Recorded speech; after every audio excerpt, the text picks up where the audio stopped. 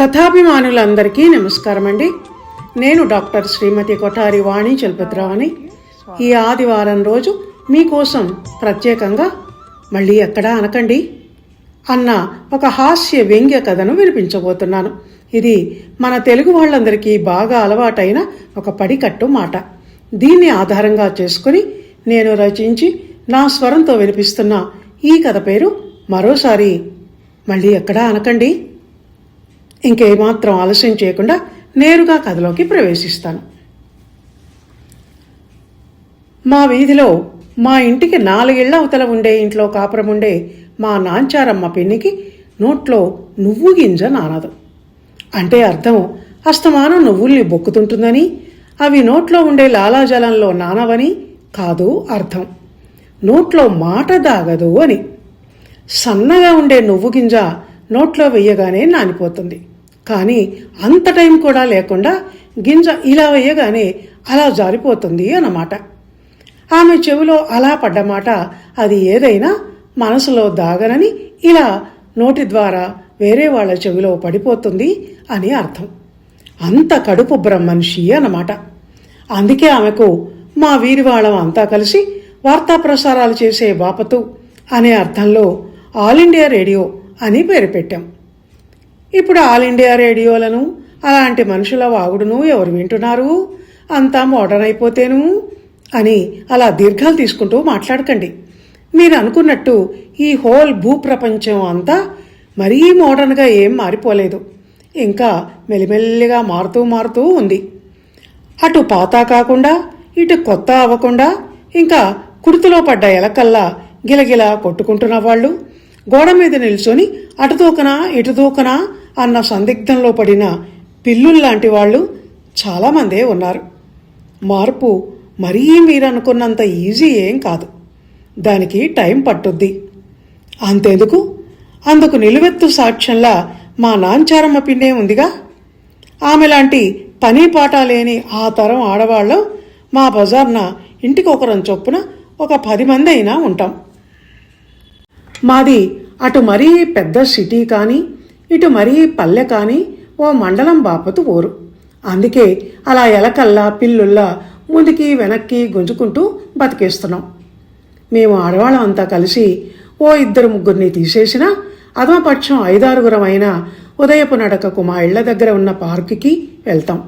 సాయంత్రాలు గుడికి వెళ్తాం. అక్కడ ఇక్కడ కూడా బోలెడు కబుర్లు చెప్పుకుంటాం.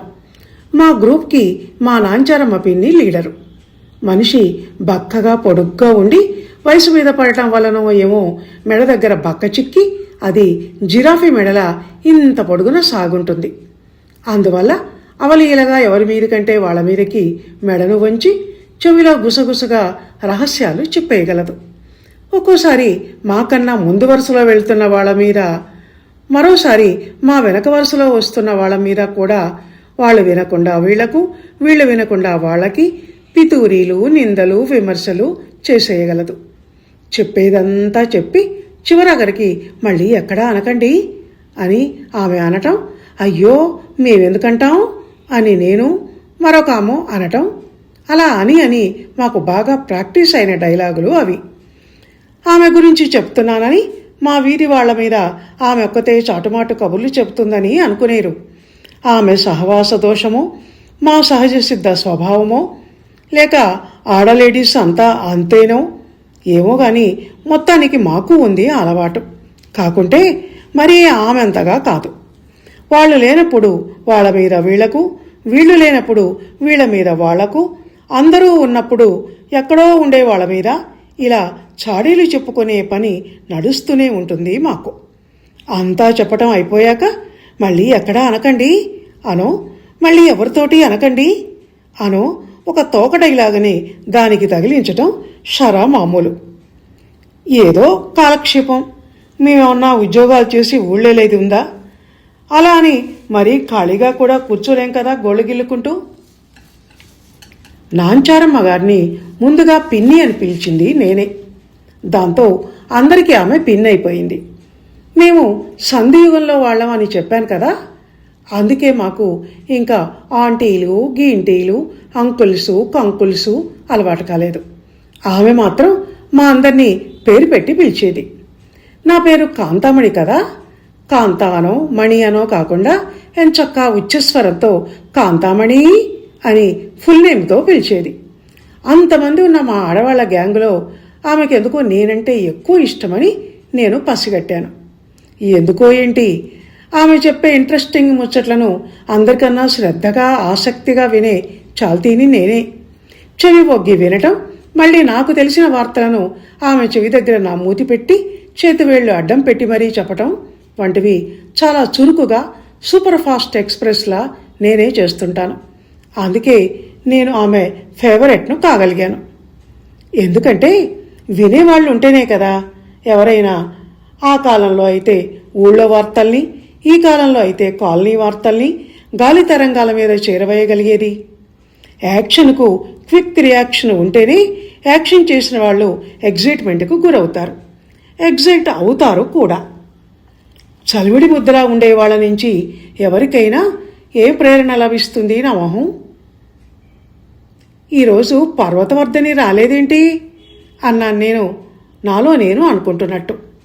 నా పక్కన నడుస్తున్న నాంచారమ్మ పిన్ని టక్కన అందుకుంటూ, ఎలా వస్తుంది పాపం, రాత్రి వాళ్ళ ఆయనకు తనకు హోరాహారీ యుద్ధం అయితేను అంది.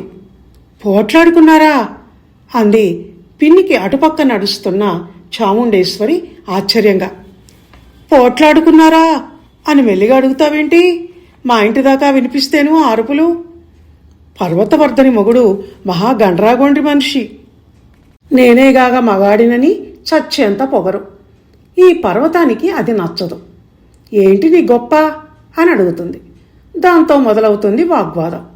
రోజూ వినలేక చస్తుంటాం నేను మా ఆయన. నేను ఇలా అన్నానని మళ్ళీ రేపు తనతో అనకండి, అసలే ఇరుగు పొరుగుళ్ళ వాళ్ళం కూడాను అంది నాంచారమ్మ పిన్ని. అయ్యో మేమెందుకంటాము అన్నాము నేను చాముండేశ్వరి కోరస్గా. ఎందుకంటున్నానంటే మొగుడు మొత్తినందుకు కాదు, తోటికోడలు నవ్వినందుకు అన్న సామెత ఒకటి ఉంది కదా. అయినా ఆ పర్వతం కూడా తక్కువేం కాదులే, పైకలా నాలిముచ్చులా ఉంటుంది కానీ అంది నాంచారమ్మ. పర్వతవర్ధని ఎదుట ఆమె ఎప్పుడు పర్వతం అని మాట్లాడగా నేను వినలేదు. తన ఇల్లు రావటంతో వస్తాయిక అని చెయ్యి ఊపి లోపలికి వెళ్ళింది నాంచారమ్మ పిన్ని. దాంతో ఆ రేడియో ఠక్కన బంద్ అయింది. ఆనాటి వార్తలు, కబుర్లు, కాకరకాయలు సమాప్తం అయిపోయాయి. ఆ రోజు చాముండేశ్వరి వాళ్ళ అమ్మాయి ఓణీల ఫంక్షన్ అని పిలవటంతో అంతా కలిసి పోటీపడి మరీ పట్టుచీరలు కట్టుకొని బంగారం నగలు వేసుకొని బయలుదేరాం. పర్వతవర్ధనైతే పట్టెడు నగలు వేసుకొని వచ్చింది. మా గ్రూప్ మరో మెంబరు సుబ్బలక్ష్మి, మీరెళ్ళండి నేనొస్తా అంది గాని ఎందుకనో రాలేదు. పర్వతవర్ధని మెళ్ళోని రవ్వల నెక్లెస్ను చూశావా అన్నట్టు కనుగుడ్లు అటూ ఇటూ తిప్పి నాకు సైగ చేసింది నాంచారమ్మ పిన్ని.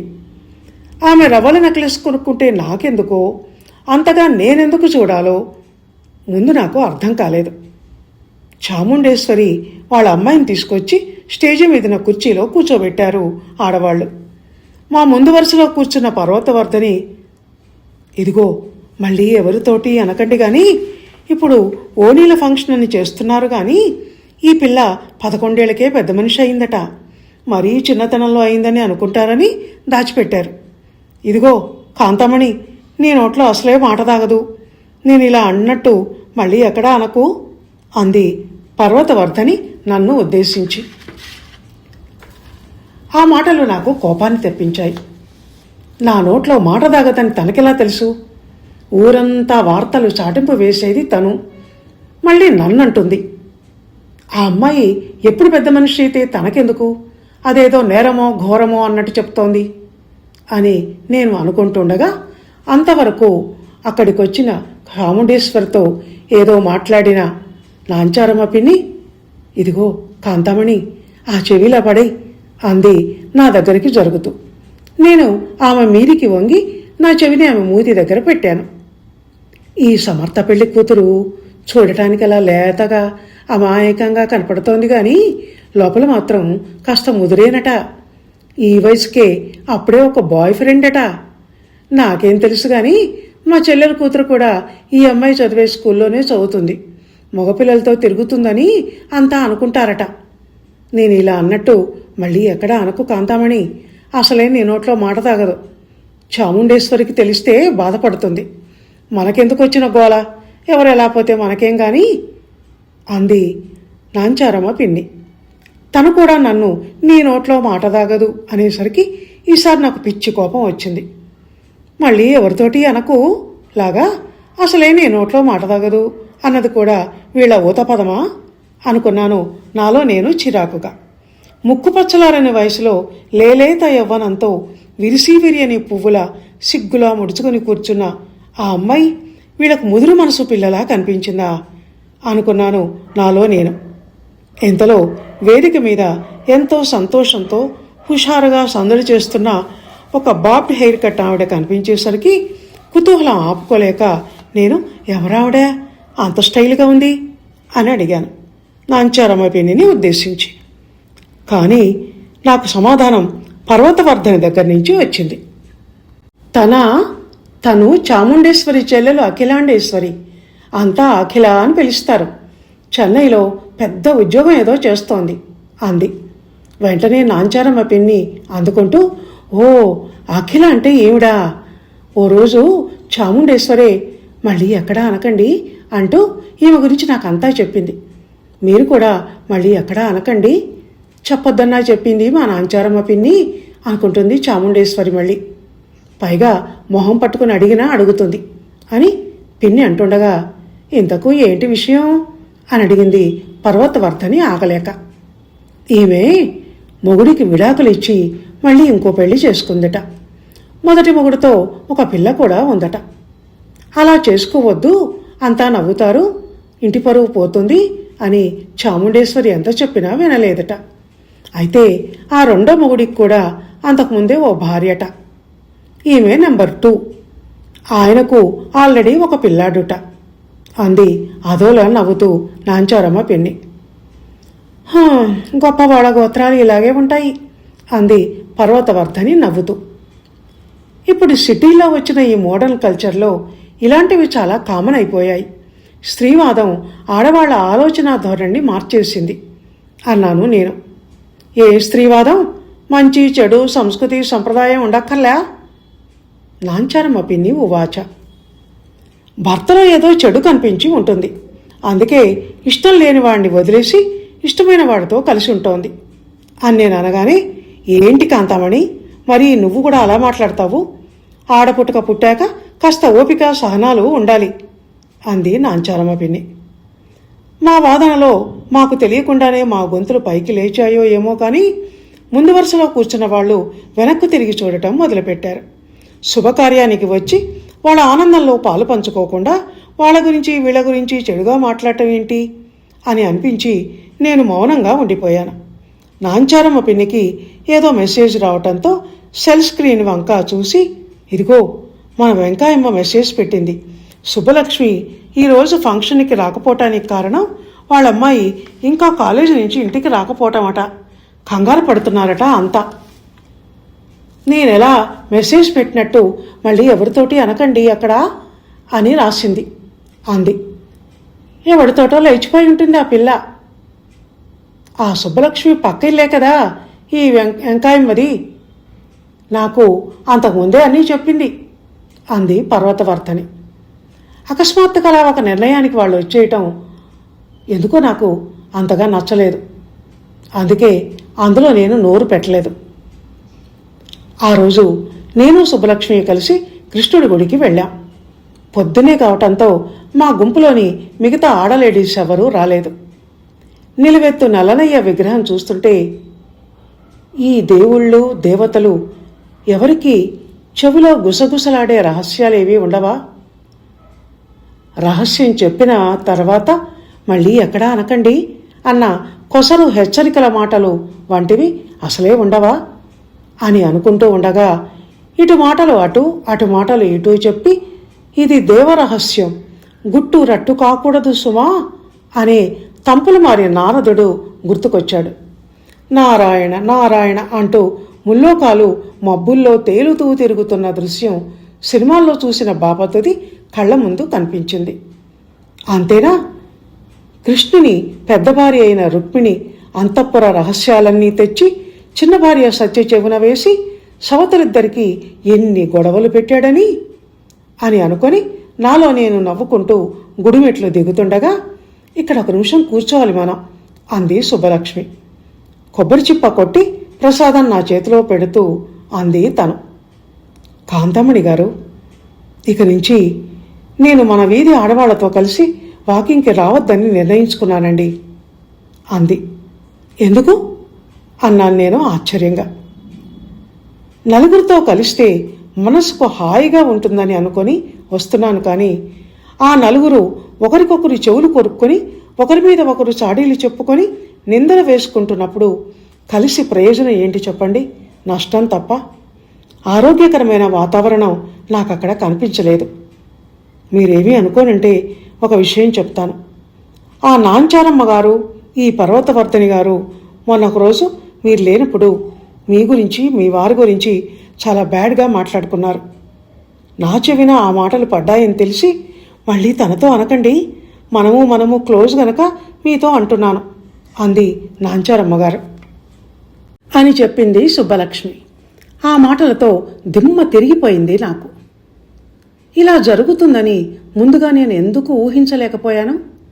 చాలా సింపుల్ విషయమే ఇది అని నన్ను నేనే ప్రశ్నించుకున్నాను, విమర్శించుకున్నాను.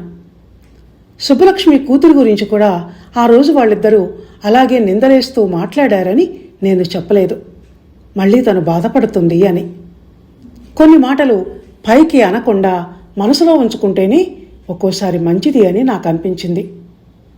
మళ్ళీ ఎక్కడా అనకండి అన్న ఆ కొసరు మాట గుర్తుకొచ్చి, ఆ మాటను నేను కూడా నాకు తెలియకుండా 1-2 సార్లు అనే ఉంటాను.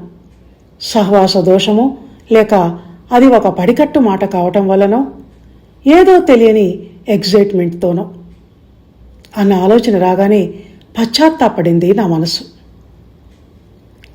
నేను ఇంటికి వెళ్ళేసరికి ముందు గదిలో మా వారితో పాటు ఆయన కొలీగ్ ఎవరో ఉండటం, ఇద్దరు గట్టిగట్టిగా మాట్లాడుకోవటం కనిపించింది. ఆయనకు నమస్కారం చేసి నేను లోపలికి వెళ్ళాను. నా రాకతో వాళ్ల కబుర్ల వాల్యూమ్ చాలా తగ్గటం నేను గమనించాను. చాలా మెల్లిగా, దాదాపు ఒకరి మీదకు ఒకరు వంగి చెవులో చెప్పుకుంటున్నట్టుగా మాట్లాడుకుంటున్నారు. ఆయన అందరికీ నీతులు అలాగే చెప్తాడు. ప్రతి పని లంచాలు తీసుకుని కానీ చేయడని ఆ సెక్షన్లో పనిచేస్తున్న వాడిగా నాకు తెలుసు అని మా వారు ఆయనతో అనటం అతి కష్టం మీద నా చెవిలో పడింది. నేను ఇలా అన్నానని ఎప్పుడైనా ఆయనతో అనేరు, నాకు అసలే ఆయనతో బోలెడు అవసరాలుంటాయి అని అంటున్నారు మావారు.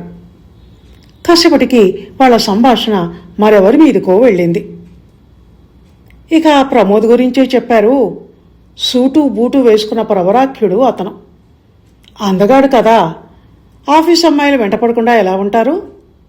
అందులోనూ ఆ ప్రియా అనే అమ్మాయి ఇతగాడి వ్రతభంగం చేయటానికి వచ్చిన వరూధిని.